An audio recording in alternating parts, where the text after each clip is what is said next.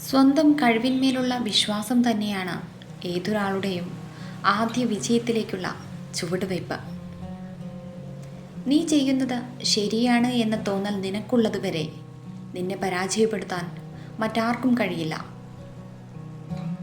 പരാജയം എന്നത് നിങ്ങൾക്ക് കൂടുതൽ കരുത്തോടെ തിരിച്ചു വരാനുള്ള അവസരമായാണ് കാണേണ്ടത്.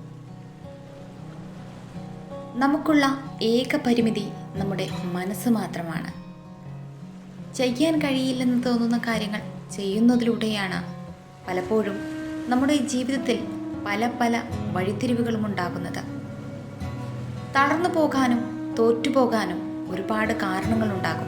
പക്ഷേ വിജയിക്കാൻ ഒരൊറ്റ കാരണമേ ഉള്ളൂ. വിജയിക്കണമെന്ന നമ്മുടെ വാശി മാത്രമാണ്.